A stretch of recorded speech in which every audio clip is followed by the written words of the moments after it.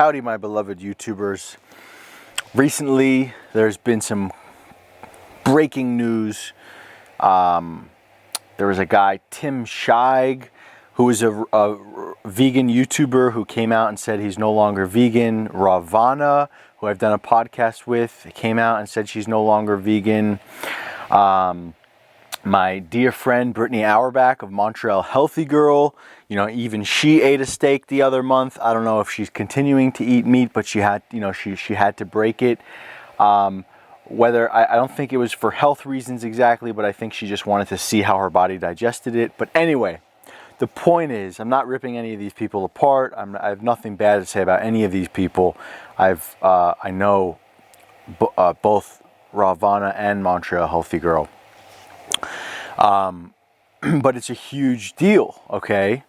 And there's a lot of pieces here to this puzzle. There's a lot of reasons that I'm making this video. Number one, and in my opinion, least important reason, we're seeing a lot of vegans who are no longer able to maintain veganism, okay? I've been saying this for years.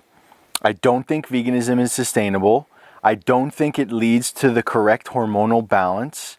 I think men and women are going to be left with their respective hormonal issues as a result of long-term veganism. Veganism is a new age experiment, okay? It's not something that has been tried and true. We have not seen vegans and their children, right? So the only way to really say, hey, this diet is just so badass, it's perfect for everyone, is to see what happens when a parent has a child and then that child has a child. And veganism has been in their blood for 3 generations, right? So we haven't seen that. It's an experiment. Maybe it's good, maybe it's not. For what I can tell you for damn sure is that it's not the diet for every person on the planet, despite what the vegan activists say, okay? Neither is my diet. I subscribe to a lectin avoidance diet, and at times now I'm messing around with ketogenic diets. I could never say this diet is the best for every person on the planet. I could never look at someone's health and say, shame he isn't on a lectin avoidance diet. You know, assuming he's on, you know, I'm not comparing my diet to like a standard American diet, but let's say someone was a vegan and I was just like, well, he should be on lectin avoidance, then all his health problems would go away. Similarly, if I'm eating meat and someone looked at me and said, if he was vegan, his life would be so much better. If he was vegan, he would be such a higher frequency, right? Or looking at anyone and just making a conclusion and saying that your diet would be better for them. They would have to try it, and hopefully it would work for them. But there's no conclusions we can make for all beings on the planet. We're all bio-individual, we're all different. The problem, the itch I have with the vegan movement is that they, judge others who are not vegan, okay? They create like almost like a warlike pole, opposite pole. And B, they claim that it is the best diet for all people's health across the globe.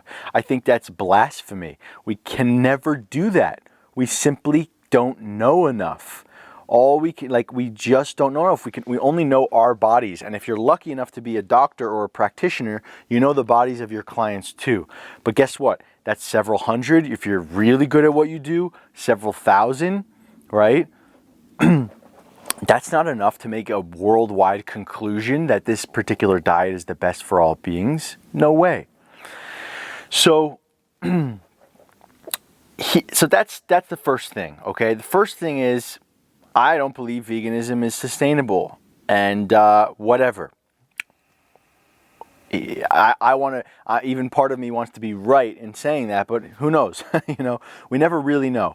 But my point is that I just don't feel that it's a sustainable diet. I tried it for almost a year and I didn't get better.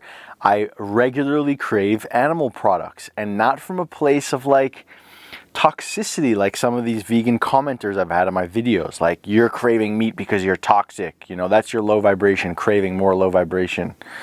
I'm so in tune with my body that I'm so certain that that is not the case, okay?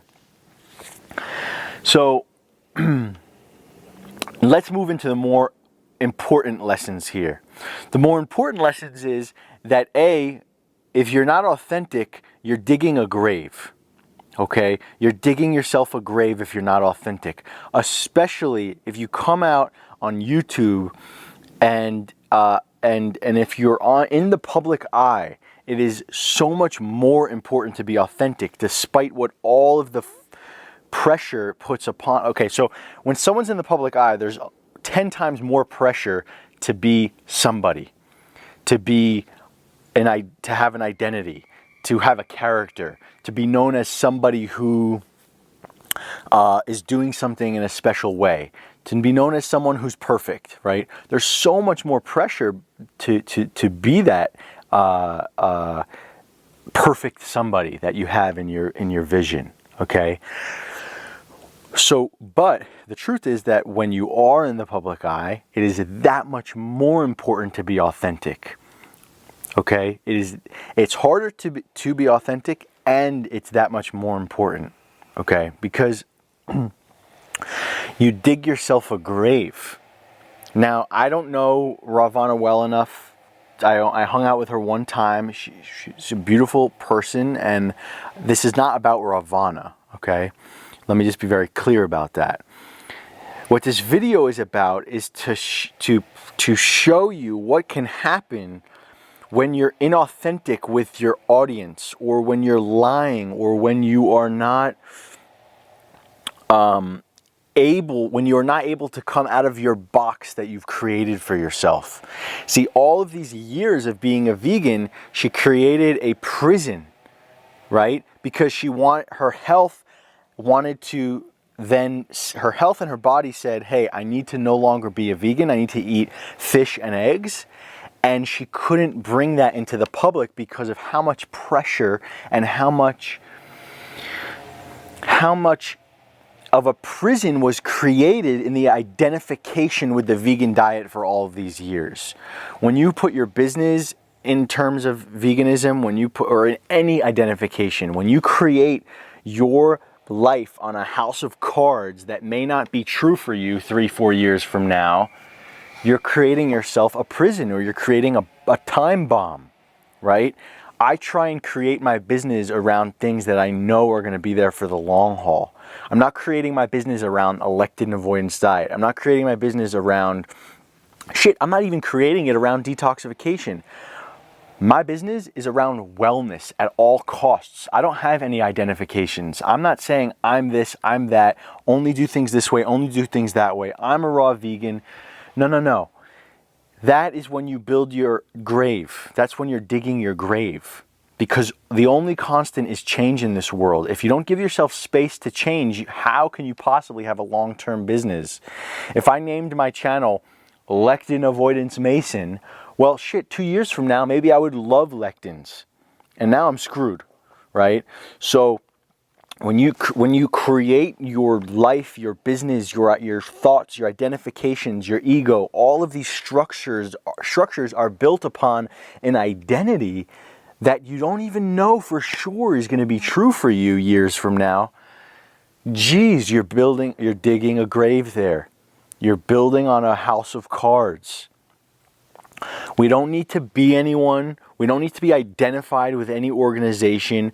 Who you are right now as a unique individual with your unique artwork that comes out of your voice, or your artwork that comes out of your instrument, or on the computer, on that keyboard, or whatever your artwork is, whatever your masterpiece is, whatever your avenue is, you don't need to belong to some organization. Okay, I'm really freaking passionate about this, and there's actually anger inside of me, and passion about it, because there have been all 3 of these years I have had these lingering fears of like, how am I going to be successful? I'm not part of any organization. I don't have any credentials. I'm not part of some sort of movement. I'm just Josh, the detox dude, and I'm conveying my knowledge, and it's not tethered to any organization. Is it possible that I can be enough? Is it possible that what I'm doing is enough without being tethered to an organization, without being tethered to a movement or an identification? And what I'm seeing is the answer is yes. My YouTube channel is growing. My business has been growing consistently every year for 3 years. I feel like I can constantly express my truth here on my channel, and I feel free in my truth. The truth shall set you free. Wherever it is that you are in your journey, whatever it is, whatever health ailments you're dealing with, whatever is going on, to be truthful about it will set you free. Okay? And then even more so if you're a YouTuber and you have a YouTube channel, the truth will set you free and your identifications will dig your grave. So, the point here, the real main point of this video is not veganism versus non-veganism. The real point of this is, if you're going to create an identification, be damn sure it's something that is not going to be in flux. Something like health, something like, maybe whatever you want to create it on. Just make sure it's not something in flux, something that you can potentially be challenged on years to come. We really don't know what's in store for us 2, 3, 5 years down the road. No matter how much we think we know about our own health or about health in general, things are always changing. So stay open, allow your body and being to be in flux with the changes of the universe, and most importantly, be authentic to those around you, because the lies and the deceits and the deception and the gymnastics around being a certain way or being a certain somebody or having to perform or wanting to be liked, all of those gymnastics are going to be a grave eventually. Compounded over the years, it will be a grave, and it will be a collapse of a structure, a collapse of something. All right, that's all I got for you today. Peace. Summer in the hills, those hazy days I do remember. We were running still, had the whole world at our feet, watching seasons change. Our roads were lined